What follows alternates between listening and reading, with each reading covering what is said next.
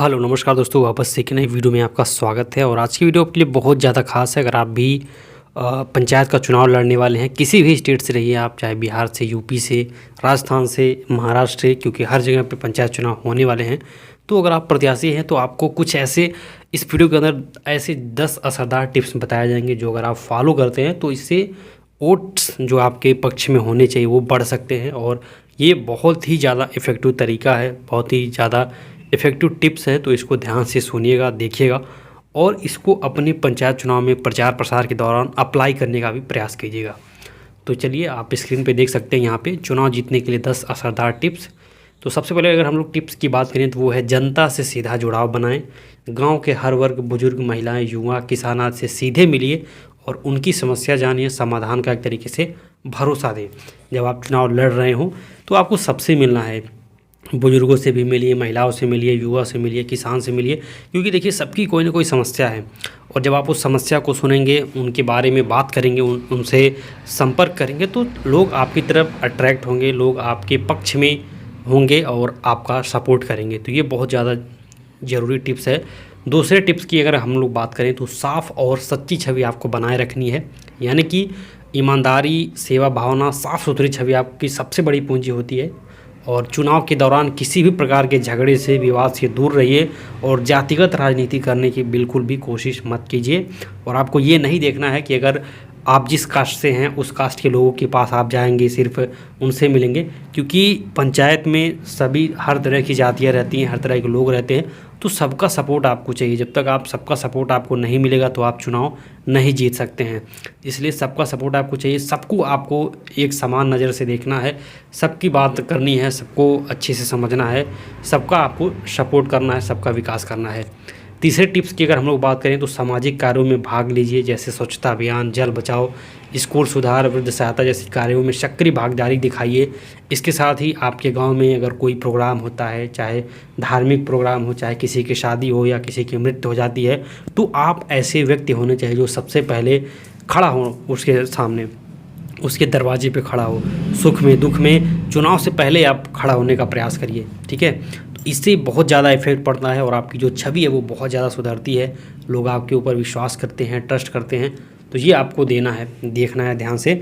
आप सुख में मत पहुँचिए, कोई समस्या नहीं, लेकिन दुख में आपको सबसे पहले पहुँचना है अगर आप प्रत्याशी बनने वाले हैं और सही में अपने गाँव में बदलाव लाना चाहते हैं। चौथे टिप्स की अगर हम लोग बात करें तो दोस्तों, स्थानीय मुद्दे आपके जो भी हैं, गांव की जो मेन समस्या है उसके ऊपर बात करिए।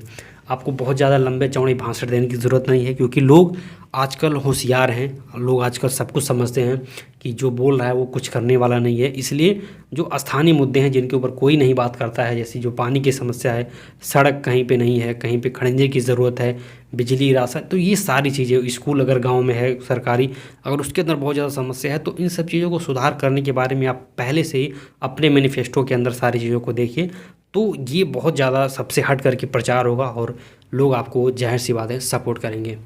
पाँचवें बात करें अगर हम लोग टिप्स की, तो एक मजबूत टीम बनाइए, ठीक है। हर टोले में, वार्ड में आपके समर्थक होने चाहिए।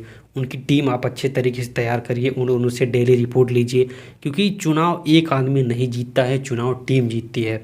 आप चाहे छोटे से छोटा चुनाव ले लीजिए, चाहे बड़े से बड़ा चुनाव ले लीजिए, हर आदमी, हर जो टीम वर्कर है आपका, हर कार्यकर्ता आपका, जो हर मित्र है, सबके मेहनत से, सबके सपोर्ट से कोई भी जो प्रत्याशी है वो जीतता है, ठीक है। क्योंकि ये जो चुनाव है ये कोई खेल नहीं है कि एक आदमी अपनी तरफ से खेल रहा है तो जीत जाएगा। ये बहुत बड़ी चीज़ होती है, सबको एक साथ लेके चलना होता है और आप अकेले सारी चीज़ों को नहीं कर सकते हैं। इसलिए एक अच्छी टीम बनाइए, उनके संपर्क में रहिए, उनकी समस्या को सुनिए, क्या कुछ बदलाव कर सकते हैं, क्या बेहतर कर सकते हैं, इसके बारे में हमेशा टीम मेंबर से बात करते रहिए। इसके साथ दोस्तों आप डिजिटल माध्यम का भी उपयोग कीजिए। मोबाइल और सोशल मीडिया ग्रामीण क्षेत्र में भी बहुत ज़्यादा पहुंच हो गया है, सबके हाथ में मोबाइल है।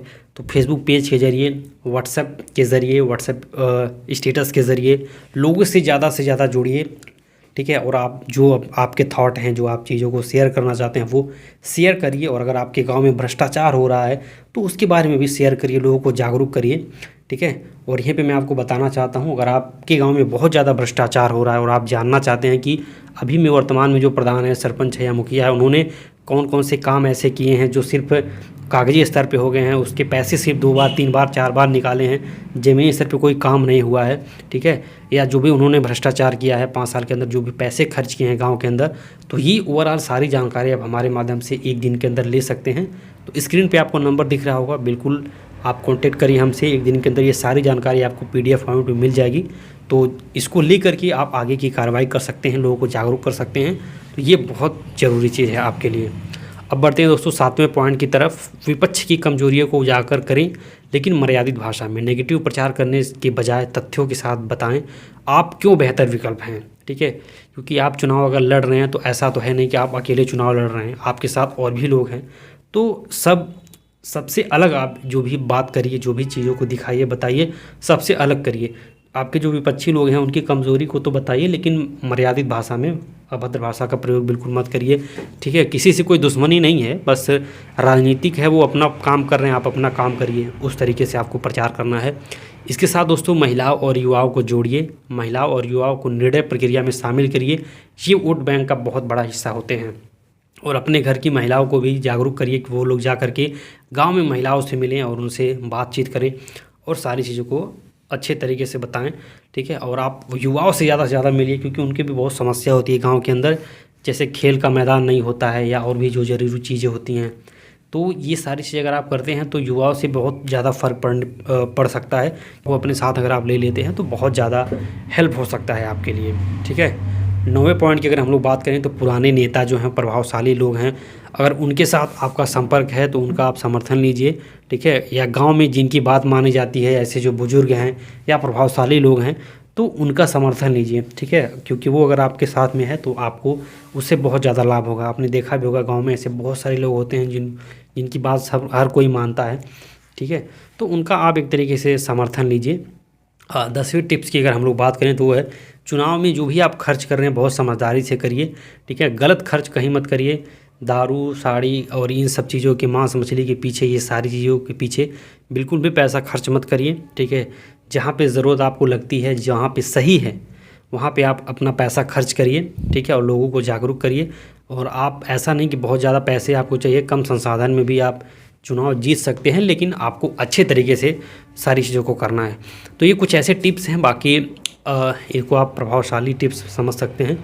इसके बारे में भी ध्यान करिएगा। बाकी आप अपनी तरफ से तो प्रचार प्रसार कर ही रहे होंगे, जो पुराने तरीके हैं उनके माध्यम से भी, तो इसमें से भी आप बहुत कुछ सीख करके प्रचार प्रसार अपना कर सकते हैं। बाकी जो लोग अपने ग्राम सभा में जो काम हुआ उसकी जानकारी लेना चाहें तो स्क्रीन पर नंबर दिख रहा होगा, कॉन्टैक्ट करिए। ये सारी जानकारी आपको 1 दिन के अंदर मिल जाएगी।